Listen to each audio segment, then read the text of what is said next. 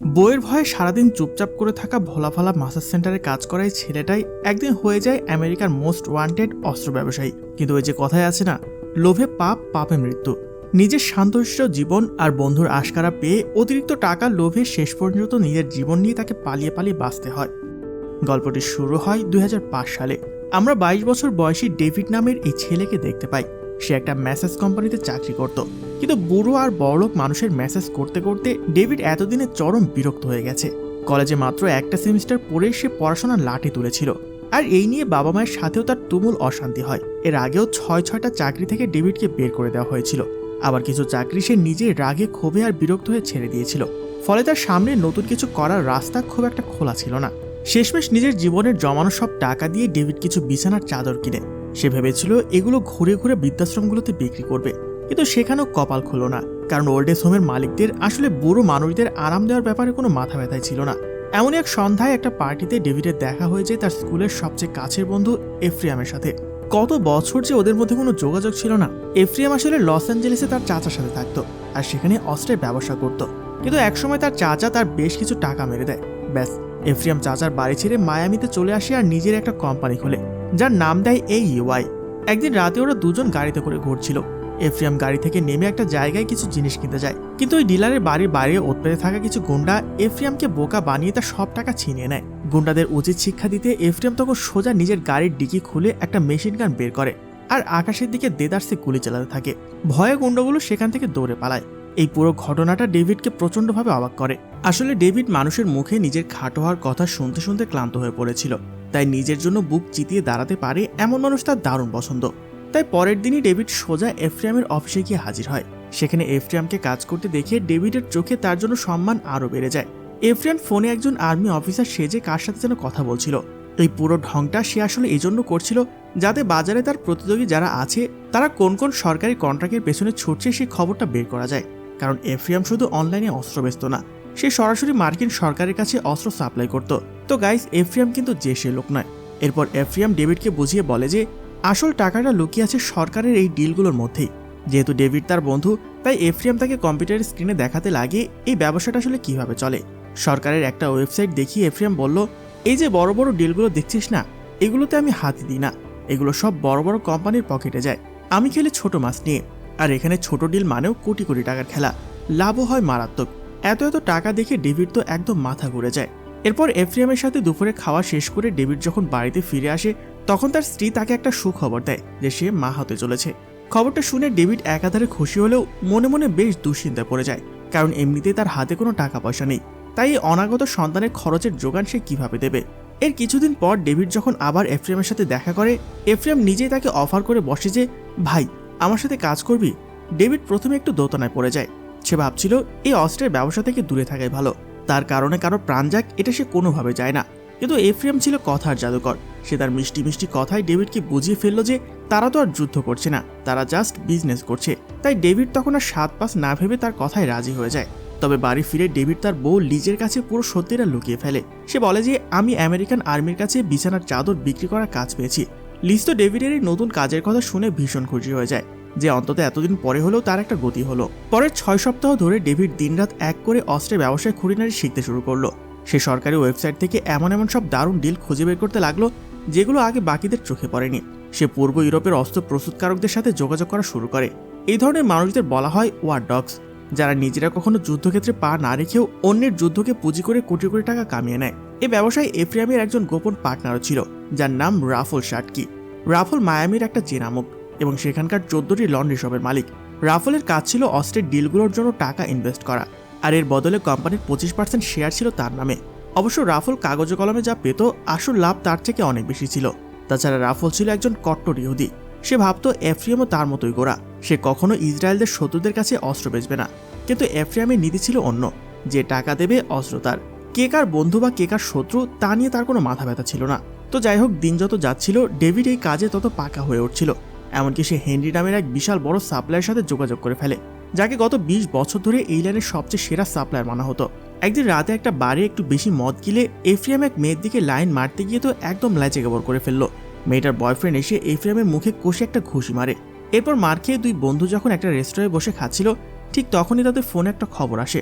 তারা বেরেটা পিস্তলের একটা বড় কন্ট্রাক্ট পেয়ে গেছে। চুক্তি অনুযায়ী তাদের বাগদাদে ইরাকি পুলিশের কাছে কয়েক হাজার বেরেটা পিস্তল সাপ্লাই করতে হবে। এর কিছুদিন পর ডেভিড আর লিজ ডাক্তারের চেম্বারে যায় আল্ট্রাসাউন্ডের মাধ্যমে তাদের সন্তানকে প্রথমবারের জন্য দেখার জন্য। ডাক্তার স্ক্রিন দেখে জানালো যে লিজের পেটে একটা কন্যা সন্তান বড় হচ্ছে। খুশিতে ডেভিডের চোখে জল চলে আসে, কিন্তু তার এই সুখের মুহূর্তটা বেশিক্ষণ স্থায়ী হয় না। ঠিক তখনই ডেভিডের ফোনে ক্যাপ্টেন ফিলিপ স্যান্টোসের একটা কল আসে। ফিলিপ তাকে একটা নতুন আইনের কথা জানায়, যেটা নিয়ে ফিলিপ নিজেও বেশ টেনশনে আছে। নতুন এই আইনের কারণে ইতালি থেকে ইরাকে যে কোনো ধরনের অস্ত্র পাঠানোর উপর পুরোপুরি নিষেধাজ্ঞা জারি করা হয়েছে। আর এর মানে হলো বেরেটা পিস্টলগুলো ইরাকে পৌঁছানো এখন অসম্ভব। ডেভিড নিজেই নতুন আইনের মারপ্যাচ সম্পর্কে খুব একটা জানতো না, কিন্তু এই ডিলটা হাতছাড়া করা তাদের পক্ষে কোনোভাবেই সম্ভব ছিল না। তাই সে স্যান্টোসকে বানিয়ে আশ্বস্ত করে বলে যে স্যার, সব আমাদের নিয়ন্ত্রণে আছে, আপনি একদম চিন্তা করবেন না। কপাল ভালো যে এফ্রিয়াম এই ফাঁক ফোকর থেকে বের হওয়ার একটা রাস্তা ঠিকই বের করে ফেলে। সে বলে যে আমরা পিস্তলগুলোকে ডিরেক্ট ইতালি থেকে ইরাক না পাঠিয়ে প্রথমে জর্দান পাঠাবো, কারণ জর্দানের সাথে আমাদের কোনো ঝামেলা নেই, ওখান থেকে পরে ইরাকে ঢুকিয়ে দেওয়া যাবে। তাই জর্ডান হয়ে ইরাকে পিস্তল পাঠানোই ছিল সবচেয়ে সহজ বুদ্ধি। ঠিক ওই রাতে ডেভিড আর লিজ ওদের বাড়িতে একটা ডিনার পার্টির আয়োজন করেছিল। সেখানে লিজের কয়েকজন বন্ধু ডেভিডকে এফ্রিয়ামের ব্যাপারে সতর্ক করে বলে যে এফ্রিয়ামের টাকা আসলে তার চাচা মারেনি, বরং এফ্রিয়ামই উল্টো চাচার টাকা মেরে চম্পট দিয়েছে। ওরা যখন এইসব বিষয় নিয়ে কথা বলছিল, ঠিক তখনই হুট করে কোনো কিছু না জানিয়ে এফ্রিয়াম সেখানে সে হাজির হয়। আর যখন দেখতে পায় বাড়িতে এলাহি কাণ্ড, পার্টি চলছে, তখন তার মনটা খুব খারাপ হয়ে যায়, কারণ এই পার্টিতে তাকে নিমন্ত্রণ করা হয়নি।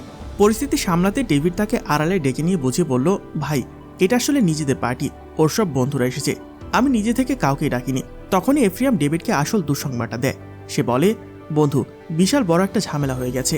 জর্ডানের কাস্টমস ডিপার্টমেন্ট আমাদের অস্ত্রের চালানটা আটকে দিয়েছে। এদিকে মার্কিন আর্মির ক্যাপ্টেন স্যান্টোসও কোনোভাবে খবরটা পেয়ে গেছে। সে তখনই ওদের ফোন করে এই গাফিলতির জন্য অনেক বেশি কথা বলে, সাথে করা হুমকিও দিয়ে রাখে, যদি সময় মতো ডেলিভারি না পৌঁছায় তবে সে ওদের কোম্পানিকে চিরতরে ব্ল্যাকলিস্ট করে দেবে, যাতে ভবিষ্যতের ও সরকারের আর কোনো কাজ না পায়। এবার তো দুই বন্ধুর মাথায় আকাশ ভেঙে পড়ার জোগাড়, বাঁচতে হলে একটা কিছু উপায় জলদি বের করতে হতো। এদিকে ওদের এই কথাবার্তা আবার আড়াল থেকে লিজ সবটা শুনে ফেললো। তার তো হাত পা ঠান্ডা হওয়ার অবস্থা, কারণ সে তো আর জানতো না যে তার স্বামী আসলে চাদর বিক্রেতা নয়, বরং একজন আন্তর্জাতিক অস্ত্রের ডিলার। রাগে, ক্ষোভে আর অভিমানে লিজ ডেভিডকে মুখের ওপর বলে দেয় যে আমি তোমাকে আর বিন্দুমাত্র বিশ্বাস করি না, তুমি আমার সাথে এত বড় একটা জালিয়াতি করলে। কিন্তু ভাগ্যের কি পরিহাস, ডেভিডের কাছে তখন লিজকে শান্ত করার বা বোঝানোর মতো এক মুহূর্ত সময় ছিল না, কারণ জর্ডানের ঝামেলা মেটাতে তাকে আর এফ্রিয়ামকে তখনই এয়ারপোর্টের দিকে রওনা হতে হবে। কিন্তু জর্ডান পৌঁছানোর পর আমেরিকান এম্বাসি থেকে ওরা কোনো সাহায্যই পায় না, কারণ যে প্লেনে করে অস্ত্রগুলো আনা হচ্ছিল সরকারি নিয়ম অনুযায়ী সেটার মেয়াদ অনেক আগে শেষ হয়ে গেছে। শেষমেশ লোকাল কর্মকর্তাদের আচ্ছা করে ঘুষ খাইয়ে কোনো মতে মালপত্রগুলো ওরা ছাড়িয়ে নেয়। এরপর তারা মালবোরো নামের একটা লোকাল ড্রাইভারের সাথে একটা চুক্তি করে, যাকে ওই এলাকার সবচেয়ে তুখর স্মাগলার মনে করা হতো। এবার এই মালবোরোই ওদের ট্রাক বর্ডার পার করে দিয়ে ইরাক পর্যন্ত নিয়ে যাবে, যাতে ওরা নিজেরা গিয়ে পিস্তলের ডেলিভারিটা দিতে পারে। তবে এই বিপজ্জনক রাস্তা নিরাপত্তা নিয়ে ডেভিডের মন খুব খুঁতখুত করছিল। তাই এফ্রিয়াম তাকে সান্ত্বনা দিয়ে বলে, আরে চিল ব্রো, কাজটা জলদি মিটে যাবে, সকাল হতে হতে আমরা পৌঁছে যাব। সত্যি বলছি, টেনশন নেওয়ার কিছুই নেই। মাঝরাতে ওরা ইরাক বর্ডারে পৌঁছায়। সেখানে কিছু সশস্ত্র সেনা ওদের ট্রাক থামিয়ে দিল, কিন্তু ওস্তার ড্রাইভার মালবোরো একদম ঠান্ডা মাথায় ওদের ঘুষ হিসেবে কয়েক প্যাকেট নামি ব্র্যান্ডেড সিগারেট ধরিয়ে দেয়, আর কাঁচোমচো মুখ করে বলে, স্যার, ট্রাকে জরুরি কিছু জিনিস আছে, আমি সামান্য একজন ডেলিভারিওয়ালা, দয়া করে যেতে দিন না ভাই। এই কথা শুনে তখন আর্মিরাও তাকে আর আটকায় না। পরদিন সকালে যখন ওদের ঘুম ভাঙে, ওরা দেখতে পায় ট্রাকটা একটা শুনশান নির্জন গ্যাস স্টেশনের সামনে দাঁড়িয়ে আছে। মালবোরো যখন ট্রাকে ডিজেল ভরছিল, এফ্রিয়াম তখন একটু হালকা হতে ওয়াশরুমের দিকে যায়। ঠিক ওই সময় ডেভিড লিজকে ফোন করে। লিজের গলা তখন অনেকটাই নরম। সে বলে, আমি বুঝতে পেরেছি ডেভিড, তুমি আমাদের সংসারের ভবিষ্যতের কথা ভেবেই এত বড় ঝুঁকির কাজটা হাতে নিয়েছো। দেখো, 4 পয়সা কমায় হলেও চলবে, কিন্তু তুমি নিজের জীবন এভাবে বাজি রেখো না। আর প্লিজ, আজ থেকে আমার কাছে আর কখনো কোনো মিথ্যা বলো না। লিজের কথায় ডেভিডের মনটা একটু গলে যায়, কিন্তু পরিস্থিতি এতটাই কঠিন হয়ে দাঁড়িয়েছে যে সে আরেকটা নতুন মিথ্যে বলে, হ্যাঁ লিজ, আমি এই মুহূর্তে একটা সেফ হোটেলের রুমে আছি।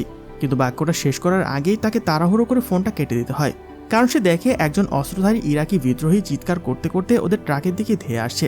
ডেভিড চিৎকার করে এফ্রিয়ামকে ডাকে, জলদি ট্রাকে ওঠ ভাই। সে কোনো মতে ট্রাকটা স্টার্ট দেয়, কিন্তু ট্যাঙ্কে ডিজেল কম থাকায় ট্রাক বেশি দূর যেতে পারছিল না। ওদিকে পেছনে দাঁড়িয়ে থাকা মালবোরোর জন্য অপেক্ষা করার মতো সময় ওদের হাতে ছিল না।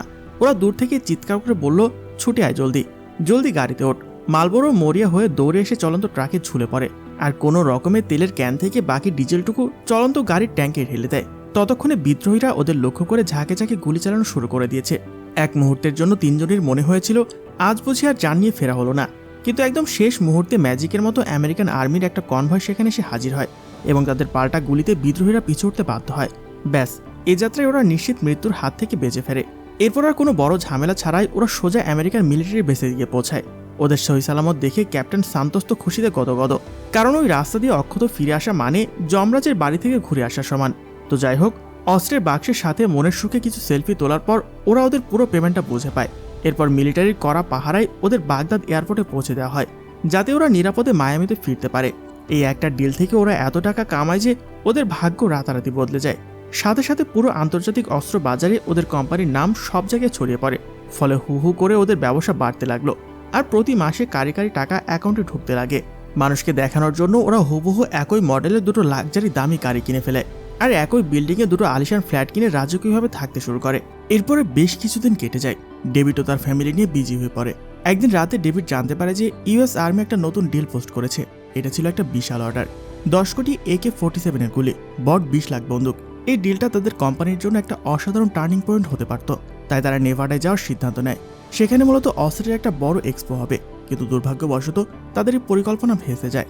এত বিপুল পরিমাণ অস্ত্রের কোয়ান্টিটি তারা কোনোভাবেই সামলাতে পারবে না, কারণ তাদের কোম্পানিটা তখনও অনেক ছোট। এই দুঃখে যখন ডেভিড একটা ক্যাসিনোতে বসে তাস খেলছিল, ঠিক তখনই তার সামনে আসে হেনরি জেরার্ড, যাকে সবাই অস্ত্রের ব্ল্যাক মার্কেটের বাদশা বলে। সাথে সাথে ডেভিড এফ্রেমকে ডেকে নেয় এবং তারা দুজনে হেনরির সাথে একটা রেস্তোরাঁয় ডিনারে দেখা করে, যাতে এই দুর্দান্ত ডিলটা নিয়ে আলোচনা করা যায়।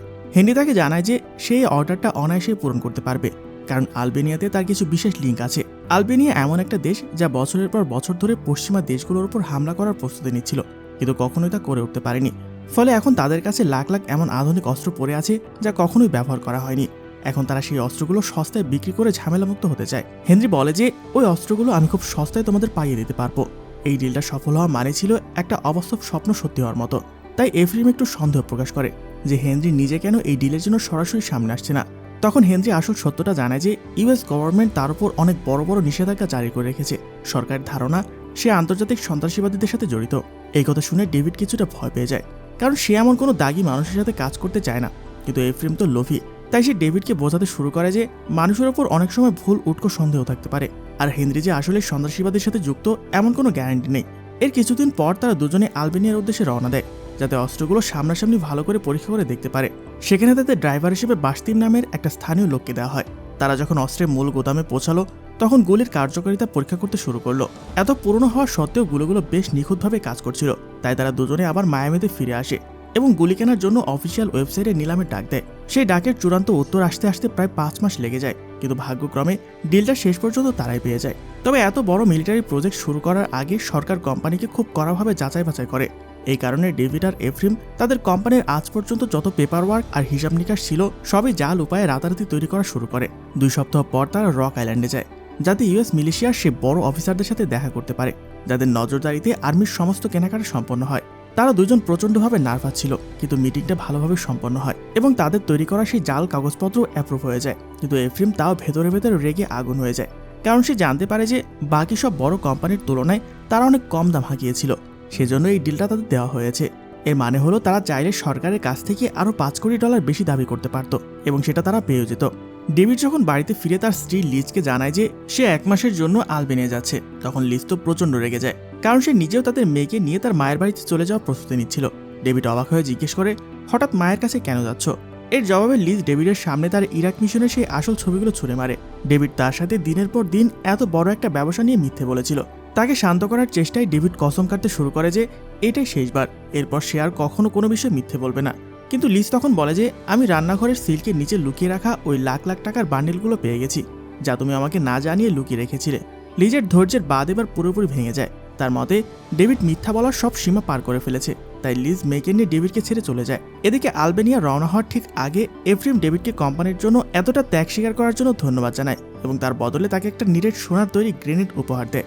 ঠিক তখনই ডেভিড তাকে একটি পার্টনারশিপ এগ্রিমেন্ট পেপার দেখায়, যা ডেভিড নিজে ড্রাফট করেছিল, যাতে তারা দুজনেই সেখানে সই করতে পারে আর কোম্পানির সবকিছু যেন দুজনের সমান নিয়ন্ত্রণ থাকে। সই করার পর ডেভিড এগ্রিমেন্টটা টেবিলের ড্রয়ারে লক করে রেখে দেয়। তবে এফ্রেমকে দেখে মনে হচ্ছিল না সেই সমান ভাগে খুব একটা খুশি হয়েছে। আলবেনিয়া পৌঁছানোর পর ডেভিড আবার বাস্তিমকে তাদের পার্সোনাল ড্রাইভার হিসেবে পেয়ে যায়। এরপরে তো সে লিজকে বারবার ফোন করে, কিন্তু লিজ ডেভিডের কোনো ফোনেরই জবাব দিচ্ছিল না।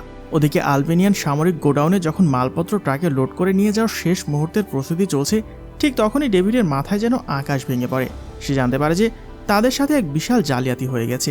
এই কোটি কোটি গুলি আসলে আলবেনিয়ান নয়, এগুলো সব মেড ইন চায়না, অর্থাৎ চাইনিজ গুলি।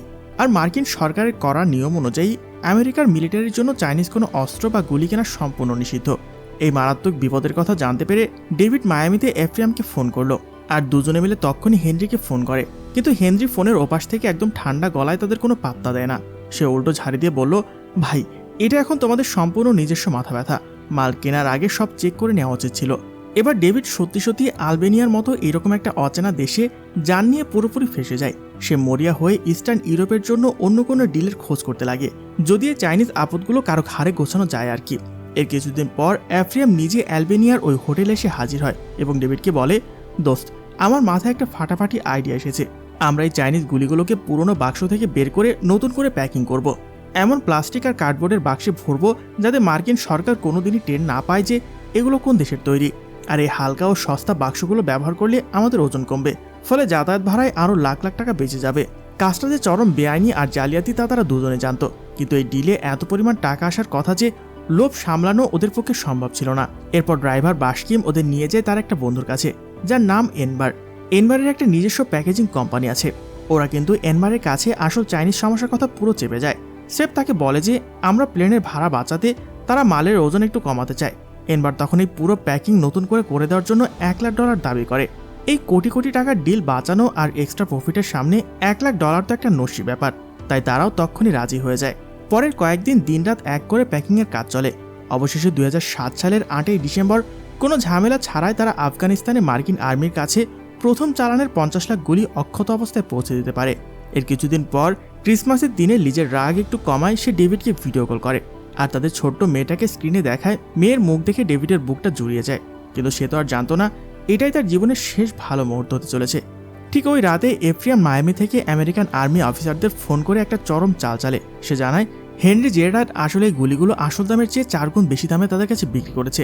তখন এফ্রিয়াম বলে সে হেনরিকে এই ডিল থেকে ঘাট ধাক্কা দিয়ে বের করে দিতে চায়, কারণ হেনরি তাদের ঠকাচ্ছে। ডেভিডের খবর পেয়ে এফ্রিয়ামকে থামানোর জন্য চিৎকার করতে লাগে, কারণ হেনরি এমন চিজ ছিল যার সাথে পাঙ্গা নেওয়া মানে নিজের কবরে নিজে কুড়াল মারা। ডেভিড তাকে বলে, দেখ এমনিতে আমরা এই ডিল থেকে 2 হাত ভরে টাকা কামাচ্ছি, সেখানে তুই পুরো অপারেশনটাকে ঝুঁকের মুখে ফেলে দিয়েছিস কেন? ডেভিড আরও রেগে গিয়ে বলল, আমি আলবেনিয়ার এই কনকনে ঠান্ডায় নিজের পরিবার পরিজন ছেড়ে দিনরাত খাটছি, আর তুই মায়ামিতে বসে এসির হাওয়া খাচ্ছিস। মাঝে মাঝে তো আমার মনে হয় আমরা পার্টনারই নয়, তুই আমার বস আর আমি তোর গোলাম। ডেভিডেরই ক্ষোভ দেখে এফ্রিয়াম একটু চালাকি করে নরম সুরে বলে, ভাই আমি তোর কথা বুঝতে পেরেছি, প্রমিস করছি আমি হেনরির বিরুদ্ধে আর কোনো পদক্ষেপ নেব না। কিন্তু মুখে পার্টনারের আশ্বাস দিলেও এফ্রিয়াম ছিল অন্য ধাতুর মাল। ডেভিড যখন বাথরুমে যায়, এফ্রিয়াম টেবিলের ওপর রাখা সেই সই করা পার্টনারশিপ এগ্রিমেন্টের আসল কাগজটা চোরের মতো পকেটে পুরে ওখান থেকে কেটে পড়ে। আর ডেভিডকে দেওয়া মুখের কথাও সে রাখেনি, কারণ 2008 সালের নতুন বছরের শুরুতেই এক রাতে ডেভিডকে তার হোটেল রুম থেকে কায়দা করে কিডন্যাপ করা হয়। গুন্ডারা তাকে তুলে নিয়ে যায় এক নির্জন শুনশান জায়গায়। সেখানে দুজন হাড়হাট্টা গুন্ডা ডেভিডকে মাটিতে ফেলে পশুর মতো পেটাতে থাকে। ঠিক তখনই হেনরি জেরার্ড সেখানে এসে ডেভিডের কপালে বন্দুক ঠেকিয়ে হিংস্র গলায় বলে, তোরা দুই চ্যাংরা মিলে আমাকে আমার ডিল থেকে হাঁটিয়ে দিতে চাস? এত বড় সাহস! কোনো মতে জান নিয়ে ফেরত এসে ভয়ে কাঁপতে কাঁপতে ডেভিড সিদ্ধান্ত নেয় যে সে আর এক মুহূর্ত এই জমের দুয়ার মানে আলবেনিয়াতে থাকবে না, সোজা মায়ামি পালাবে। তাই সে দ্রুত গোডাউনে যায় নিজের ব্যাগপত্র গুছিয়ে নিতে। কিন্তু সেখানে গিয়ে দেখে প্যাকেজিং কোম্পানির মালিক এনভার চরম ক্ষিপ্ত হয়ে বসে আছে। এনভার ডেভিডকে দেখে কলার চেপে ধরে বলে, আমাকে এখন আমার কাজের পুরো পেমেন্ট দেওয়া হয়নি, আর আমি এটাও জেনে গেছি যে তোমরা আসলে চাইনিজ মালের জালিয়াতি ঢাকার জন্য এই বাক্স বদল করার নাটক করেছিলে। এনভার আরও জানায় যে সে এফ্রিয়ামকে বারবার ফোন করেছে, কিন্তু এফ্রিয়াম তার ফোনটাও ধরছে না। ডেভিড নিজের যান বাঁচাতে এনভারের হাত জোর করে বলে, ভাই আমাকে একবারের জন্য আমেরিকায় যেতে দাও, আমি মায়ামিতে নেমে তখনই তোমার সব টাকা অ্যাকাউন্টে ট্রান্সফার করে দেবো। বড়জোর 1 সপ্তাহের মধ্যে আমি বাকি কাজ তদারকি করে আবার ফিরে আসবো এখানে। এনবার তাকে ছাড়লে ডেভিড যখন তাড়াহুড়ো করে ট্যাক্সিতে উঠতে যাবে, ঠিক তখনই ড্রাইভার বাক্সিমের স্ত্রী এসে কাঁদতে কাঁদতে তার পথ আটকে দাঁড়ায়, কারণ তার স্বামী বাক্সিমও গত 2 দিন ধরে আচমকা গায়েব হয়ে গেছে। কেউ বাক্সিমের কোনো খোঁজ দিতে পারছে না, এমনকি তার লাশটার কোনো সন্ধান মেলেনি। ডেভিড তখন ঠিকই বুঝতে পারে হেনরির লোকেরা বাক্সিমকে দুনিয়া থেকে সরিয়ে দিয়েছে। এই হারহিম করা কাণ্ড দেখে ডেভিড মনে মনে প্রতিজ্ঞা করে এখান থেকে একবার বের হতে পারলে সে আর কোনোদিন ভুলেও আলবিনার নাম মুখে আনবে না। মায়ামিতে পা রেখে ডেভিড আর দেরি না করে সোজা লিজের কাছে ছুটে আসে। লিজের সামনে হাঁটু গেড়ে বসে সে আজ পর্যন্ত কোম্পানির হয়ে যত চোরচাকারি, জালিয়াতি আর বেআইনি কাজ করেছে সব গর্ব করে বলে দেয়। ডেভিড কেঁদে ফেলে বলে, লিজ আমি এই নোংরা অস্ত্রের ব্যবসা আজই লাটে তুলে দিচ্ছি। আমি আবার সে আগের মতো মেসেজ থেরাপিস্টের সাধারণ চাকরিতে ফিরে যাব, তাও ভালো। ডেভিডের এই অনুশোচনা আর সততা দেখে লিজের মনটাও একটু নরম হয়ে যায়। সে ডেভিডকে জড়িয়ে ধরে ক্ষমা করে দেয়। লিজের সংসার জোড়া লাগার পর ডেভিড সোজা চলে যায় এফ্রিয়ামের অফিসে। এফ্রিয়ামকে গিয়ে সে পরিষ্কার জানিয়ে দেয় যে আমি এই নোংরা ব্যবসা আর করছি না, আমি কুইট করছি, আমার পার্টনারশিপের ভাগের টাকাটা আমাকে বুঝিয়ে দে। এফ্রিয়ামের মনে হচ্ছিল ডেভিড শেষ মুহূর্তে তাকে ধোঁকা দিচ্ছে, তাই সে সোজা জানিয়ে দেয় তোকে আমি একটা ফুটো পয়সা দেব না। ডেভিড তখন চোখ রাঙিয়ে হুমকি দিয়ে বলে আগামী 2 সপ্তাহের মধ্যে যদি আমার ন্যায্য টাকা আমার হাতে না আসে তবে আমি তোকে কোর্টে টানবো, আমার লয়ার তোর কাছে যাবে। কিন্তু এফ্রিয়ামের মুখে তখন এক পৈশাচিক হাসি, কারণ সে জানতো ডেভিডের কাছে কোনো প্রমাণই নেই। সে শয়তানের মতো হেসে ডেভিডকে বলে কোন লয়ার পাঠাবি রে? সেই পার্টনারশিপ এগ্রিমেন্টের একমাত্র আসল কপিটা তো আমি অনেক আগে পুড়িয়ে ছাই করে দিয়েছি। নিজের কাছের বন্ধুর এত বড় বিশ্বাসঘাতকতা দেখে ডেভিডের মাথা গরম হয়ে যায়। সে রাগে অন্ধ হয়ে এফ্রিয়ামের দেওয়া সেই নিরেট সোনার তৈরি গ্রেনেড বোমাটা পকেট থেকে বের করে আর তাদের 2 কেবিনের মাঝখানের কাচের দেওয়ালে সজোরে ছুঁড়ে মারে। ঝনঝন করে কাজ ভেঙে এক বিশাল হুলস্থুল কাণ্ড বেঁধে দেয় অফিসে। তাই রাগে ডেভিড আর এক মুহূর্ত দাঁড়িয়ে না থেকে গটগট করে সেখান থেকে বেরিয়ে যায়। এই ঘটনার পর 3টি মাস কেটে গেছে। ডেভিড আবার তার পুরনো ম্যাসাজ থেরাপিস্টের শান্ত সাধারণ জীবনে ফিরে এসেছে। এমন এক দুপুরে ডেভিড যখন কাজ করছিল তখন তার সাথে দেখা করতে আসে তাদের পুরনো ইনভেস্টর রাফল শার্টকি। রাফল ডেভিডের কাঁধে হাত রেখে খুব নরম গলায় বলে ডেভিড, সেদিন অফিসে যা যা হয়েছে তার জন্য এফ্রিয়াম মনে মনে ভীষণ অনুতপ্ত। সে নিজের ভুল বুঝতে পেরেছে আর তোর সাথে পুরনো সব ঝামেলা মিটিয়ে আবার আগের মতো মিটমাট করে নিতে চায়। সে তোর সাথে একবার দেখা করতে চেয়েছে। রাফলের কথা শুনে ডেভিড রাজি হয় আর এর পরপরই তারা 3 জন একটা রেস্টুরেন্টে এসে দেখা করে। সেখানে এফ্রিয়াম একদম সাধু সেজে ডেভিডের কাছে হাত জোর করে মাপ চায় আর বলে ভাই, যা হওয়ার হয়ে গেছে, আমি তোকে আমাদের ওই ডিলের ভাগ বাবদ $2 মিলিয়ন দিয়ে দেব। এই সামান্য টাকার কথা শুনে ডেভিডের মনে হয় এফ্রিয়াম তাকে ভিক্ষা দিচ্ছে। নিজের এত বড় খাটুনি আর ত্যাগের পর এই অফারটাকে তার চরম অপমান আর একটা মস্ত বড় রসিকতা বলে মনে হয়। তাই ডেভিডের ভেতরে জমে থাকা সব রাগ একেবারে দপ করে চলে ওঠে। সে আর নিজেকে সামলাতে না পেরে রাফলের দিকে তাকিয়ে একে একে সব সত্যি উগড়ে দিতে লাগে। কিন্তু এত কিছুর পরেও এফ্রিয়ামের মুখে সে চেনা ধূর্ত হাসিটা লেগে আছে। সে একটুও না ঘাবড়ে ডেভিডকে উল্টো মনে করে দেয় যে তুই আমার নাম জড়ালে নিজের নামটা তো জড়াবি রে ভাই। কোম্পানির সব অফিসিয়াল কাগজপত্রে তো তোরও সমান ছয় আছে, আমি ডুবলে তুইও তো সাথে ডুববি। এফ্রিয়ামের মোক্ষম চালের পর আর কোনো সমাধান হয় না, তাই তাদের মিটিংটা ওখানে ভেস্তে যায়। রেস্তোরাঁ থেকে বের হওয়ার কিছুক্ষণ পরেই ডেভিডের ফোনে একটা অচেনা নাম্বার থেকে কল আসে। ফোনটা ছিল স্বনামধন্য আন্তর্জাতিক সংবাদপত্র নিউ ইয়র্ক টাইমসের। ওপাশ থেকে রিপোর্টার ডেভিডকে জানায় যে তারা একটা স্পেশাল ইন্টারভিউ করতে চায়। তারা মূলত আলবেনিয়াতে সেই চাইনিজ গুলিগুলোকে নতুন বাক্সে ভরে জালিয়াতি করার পুরো ঘটনাটা নিয়ে খবর ছাপানোর প্রস্তুতি নিচ্ছে। রিপোর্টারের মুখে এই কথা শুনে ডেভিডের বুকের ভেতরটা ছাদ করে ওঠে। সে কোনো মতে নিজের নার্ভাসনেস চেপে রেখে আমতামতো করে বলল আমি এসবের বিন্দুমাত্র কিছুই জানি না বলে তড়িঘড়ি করে ফোনটা কেটে দেয়। কিন্তু ফোন কাটলেও ডেভিডের কপালে ততক্ষণে চিন্তার ভাঁজ পড়ে গেছে। সে মনে মনে প্রচণ্ড ভয় পেয়ে যায়, কারণ এর একটাই মানে দাঁড়ায় গোডাউনে সে চাইনিজ মাল প্যাকিংয়ের আসল সত্যিটা কোনোভাবে লিক হয়ে দুনিয়ার সামনে চলে এসেছে। আর এবার যদি তদন্ত শুরু হয় তবে এফ্রিয়ামের সাথে সাথে ডেভিডও ফাঁসবে।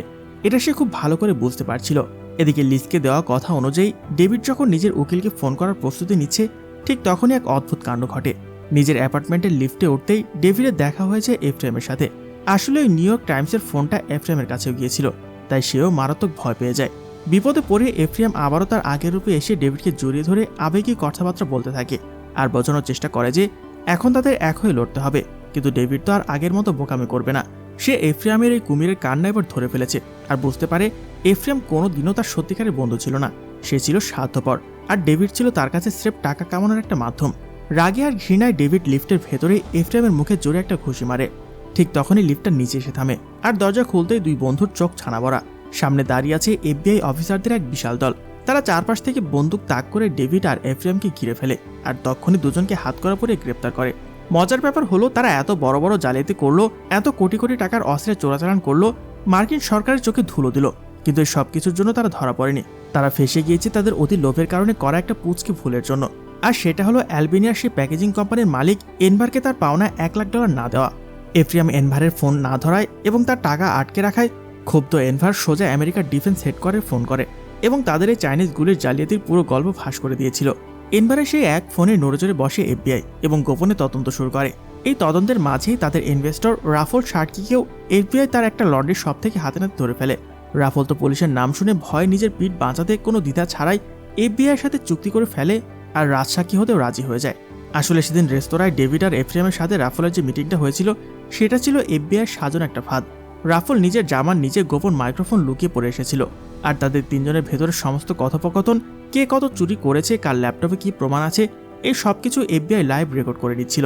এই এক রেকর্ডিংয়ের জোরেই তাদের সমস্ত অপরাধের অকাঠ্য প্রমাণ পুলিশের হাতে চলে আসে। আদালতে মামলা উঠলে এফটিএমের বিরুদ্ধে জালিয়াতি, চোরাচালান সহ 70টিরও বেশি গুরুতর অপরাধের চার্জ গঠন করা হয়।